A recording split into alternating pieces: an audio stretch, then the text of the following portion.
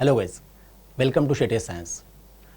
Last video में हमने किसी भी फिजिकल क्वांटिटी का डायमेंशंस कैसे लिखते हैं वो देखा था, लेकिन अगर आप एंट्रेंस के पेपर देखेंगे तो वहाँ पे टाइम बड़ा कम होता है किसी भी क्वांटिटी का डायमेंशन लिखने के लिए।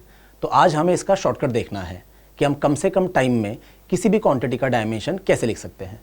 तो गाइस, उसके लिए हमें क्या करना पड़ेगा, ये जो मैंने एक चार्ट बना के रखा है जिसमें टोटल 11 फिजिकल क्वांटिटीज़ हैं, इनके डायमेंशंस लेकिन हमें बाय हार्ट करने पड़ेंगे। अब ये भी बड़ा इजी है, अब देख लीजिए। सबसे पहला क्वांटिटी है लेंथ, जिसका डायमेंशन है L1। उसके बाद है मास M1, टाइम T1, उसके बाद करंट A1। ये चारों के चारों फंडामेंटल फिजिकल क्वांटिटीज़ हैं, तो इनको याद रखना बड़ा आसान है। उसके बाद याद रखना चाहिए चार्ज। अब चार्ज कहाँ से आता है?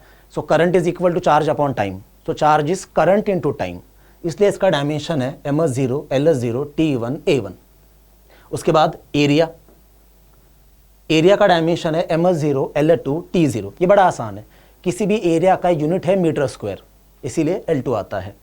देन वॉल्यूम, किसी भी वॉल्यूम का यूनिट आता है मीटर क्यूब, तो डायमेंशन है ms0 l3 t0। आपको याद होगा तो मैंने कहा था डायमेंशन या तो फॉर्मूला से लिख सकते हैं या तो यूनिट से।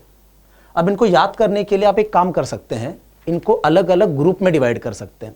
मतलब ये 5 एक ग्रुप में रखिए, लेंथ से लेके चार्ज, इनको एक साथ याद कर लीजिए। फिर एरिया और वॉल्यूम एक ग्रुप में रखिए, दोनों का साथ में याद कीजिए। अब इधर आते हैं, 8वां क्वांटिटी है velocity. Velocity is displacement upon time, मतलब ये एक तरह से length upon time. So dimension है ms0 l1 t-1। Acceleration, acceleration is velocity upon time, तो उसका डायमेंशन है ms0 l1 t-2। इन दोनों को आप साथ में याद कर सकते हैं। उसके बाद है फोर्स। सबको पता है force is nothing but mass into acceleration, तो कुछ नहीं करना है, एक्सेलरेशन को ही मास से मल्टीप्लाई करना है। इसलिए डायमेंशन क्या बन गया देखिए, जहां पे m0 था वहां पे बन गया m1 l1 t-2। आसान है। Last but not the least, work या फिर एनर्जी। गाइस, वर्क एनर्जी दोनों का यूनिट जूल ही है। अच्छा, एनर्जी में we are talking about all kinds of energy like kinetic energy, potential energy. Force कहाँ, सॉरी, वर्क डन कहाँ से मिलता है? Force into displacement. मतलब कुछ नहीं करना है, फोर्स वाले फॉर्मूला को और एक बार लेंथ से मल्टीप्लाई करना है। तो यहां से वर्क डन का डायमेंशन आ गया m1 l2 t-2। तो ये दोनों भी आप साथ में याद कर सकते हैं, या फिर ये चारों आप साथ में याद कर सकते हैं। सो लेंथ से लेके चार्ज तक एक ग्रुप, एरिया वॉल्यूम का सेकंड ग्रुप, और वेलोसिटी से लेके वर्क तक तीसरा ग्रुप। तो ये 11 क्वांटिटीज का डायमेंशंस आप ऐसे 3 ग्रुप में याद कर सकते हैं। ठीक है, अब मुद्दे की बात, जैसे मैंने कहा किसी भी क्वांटिटी का डायमेंशन हमें जल्द से जल्द लिखना है, क्या कर सकते हैं? एग्जांपल लेके देखते हैं। चलिए स्टार्ट करते हैं।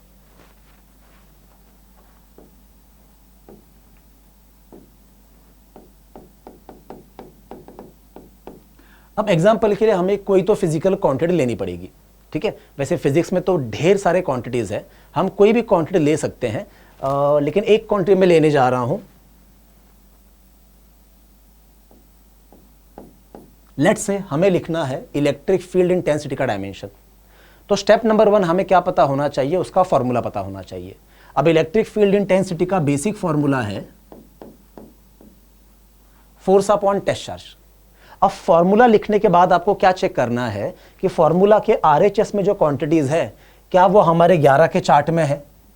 तो हाँ, फोर्स भी हमारे चार्ट में है, चार्ज भी हमारे टेबल में ऑलरेडी लिखा हुआ है, और जिनके डायमेंशंस हमने बाय हार्ट करके रखे हैं। तो बड़ा आसान है। अब क्योंकि ये दोनों क्वांटिटीज हमारे टेबल में है तो हम इनका डायमेंशन सीधा लिख देंगे। फोर्स का डायमेंशन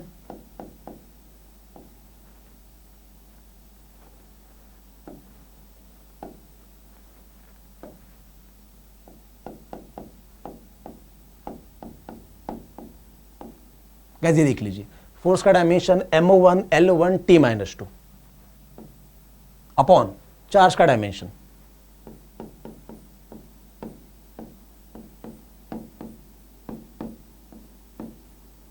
ठीक है, अब दो डायमेंशंस में जब डिवीजन होता है तो क्या करते हैं, न्यूमरेटर का पावर माइनस डिनोमिनेटर का पावर। मतलब मास का जो न्यूमरेटर का पावर है 1 माइनस मास का डिनोमिनेटर का पावर।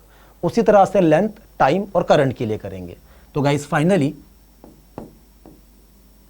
इलेक्ट्रिक फील्ड इंटेंसिटी का डायमेंशन आएगा 1 - 0 1।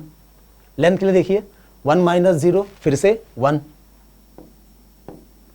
टाइम के लिए थोड़ा ध्यान से -2 - 1, -2 - 1 इज -3। अच्छा, ऊपर करंट है ही नहीं, जो क्वांटिटी नहीं है उसका पावर कितना लेना है 0, तो ऊपर A का पावर कितना आएगा 0, नीचे कितना है 1, 0 - 1 इज -1। गाइस ये देख लीजिए, ये रहा आपके इलेक्ट्रिक फील्ड इंटेंसिटी का dimension M1 L1 T-3 A-1। अब आप कहोगे ये तो बड़ा आसान था। गाइस और एक क्वांटिटी लेते हैं।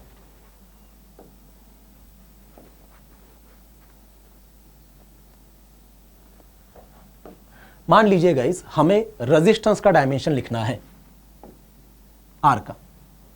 अब स्टेप बाय स्टेप जाते हैं। स्टेप नंबर 1, सबसे पहले हमें रेजिस्टेंस का फॉर्मूला पता होना चाहिए।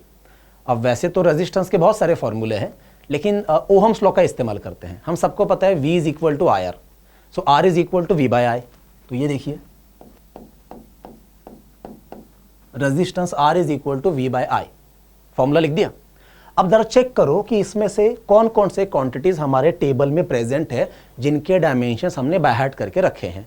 तो करंट हमारे टेबल में है, पर ऊपर जो V लिखा है दैट इज पोटेंशियल डिफरेंस, वो हमारे टेबल में नहीं है। तो क्या करना पड़ेगा? स्टेप नंबर 2, जो क्वांटिटी टेबल में नहीं है उसको तब तक सॉल्व करो जब तक कि टेबल में से क्वांटिटीज ना आ जाए। आई रिपीट, वो क्वांटिटी जो टेबल में नहीं है उसको तब तक सॉल्व करो जब तक ये 11 में से क्वांटिटीज यहां पे फॉर्मूला में ना आ जाए। करके दिखाता हूं। अब गाइस 12th का जो इलेक्ट्रोस्टैटिक चैप्टर है उसमें अगर आप देखेंगे तो पोटेंशियल का फॉर्मूला आपको मिल जाएगा। पोटेंशियल का बेसिक फॉर्मूला है वर्क डन अपॉन चार्ज। अब इस Q को नीचे पुल कर लेते हैं।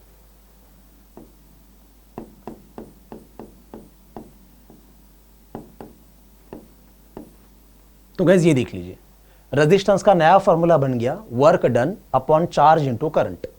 अब चेक कीजिए, वर्क डन हमारे टेबल में है, चार्ज टेबल में है, करंट भी हमारे टेबल में है। तो अब इससे ज्यादा फॉर्मूला को सॉल्व करने की जरूरत नहीं है। इसीलिए मैं कह रहा था पहले फॉर्मूला लिखो, फॉर्मूला में चेक करो कि टेबल वाले क्वांटिटीज है या नहीं। अगर नहीं है तो RHS के फॉर्मूला को तब तक सॉल्व करो जब तक 11 में से क्वांटिटीज वहां पे ना आ जाए। अब ये तीनों हमारे टेबल में प्रेजेंट है, तो अब इससे ज्यादा सॉल्व करने की जरूरत नहीं है। ठीक है, अब सीधा हम इसका डायमेंशन लिख देंगे। ये भी गो,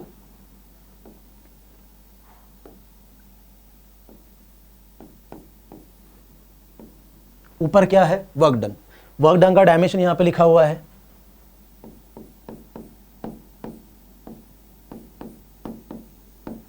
गाइस ये देख लीजिए वर्क डन का डायमेंशन MO1 L2 T-2। नीचे क्या है? Charge.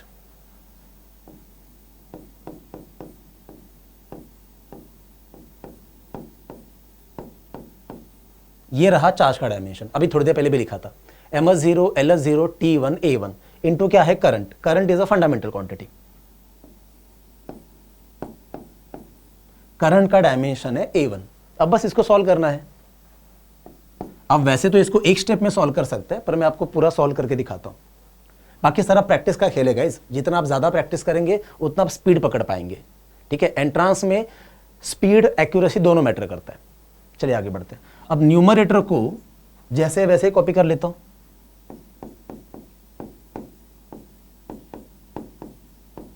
MO1 L2 T-2।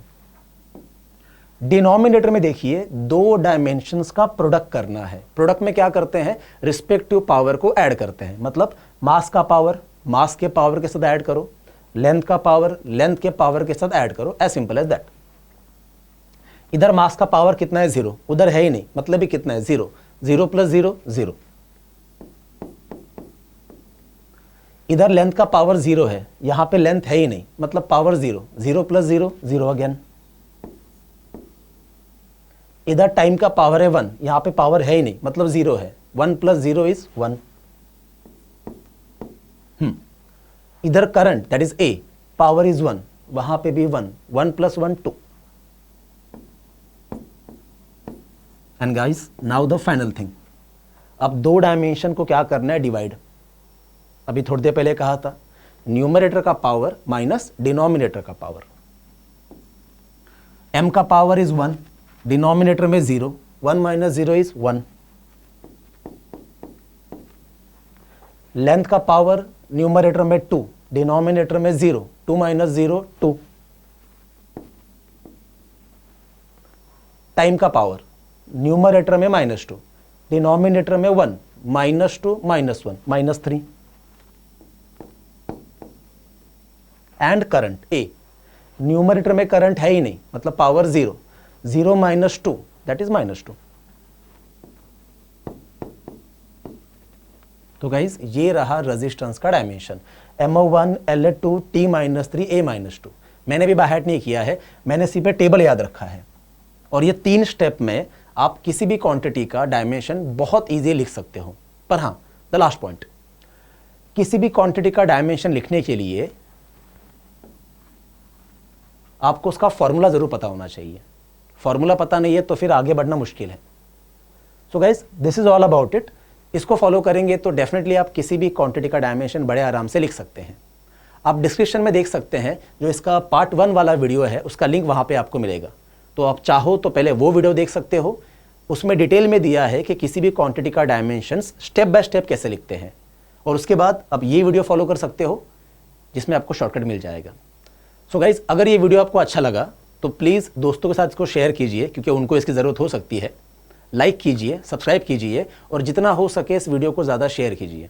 Thank you so much, फिर मिलेंगे।